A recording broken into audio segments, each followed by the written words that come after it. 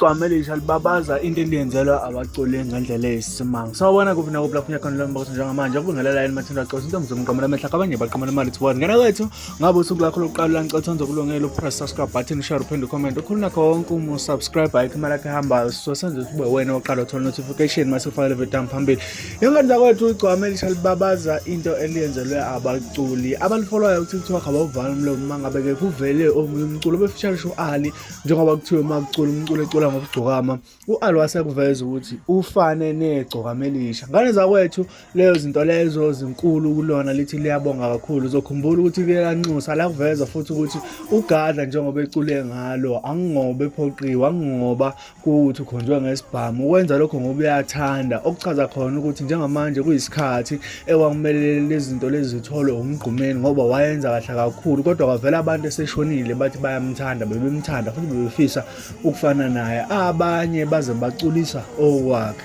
Lokho wayeconfessa live kuma TV enye nje yayo wayeconfessa kuyona iKings also TV la wayisho khona ukuthi lento igcokama njengamanje njengoba abantu belivuma isona sikhathi esiright sokuthi umuntu umvume esaphila akekho umuntu okhonjwe ngesibhamu akekho umuntu okuyena osekuthiwa akacule ngalo bakwenza nje from the heart wholeheartedly kwasho amantombazana from the heart wholeheartedly nenhliziyo yabo yonke ukuthi belisupporta noma ke becule ngalo ngekhameko nezinto abayibonayo ezinhle kulona. So ngane kwethu ngokuzwa nje kwakho lo myalezo engithumelayo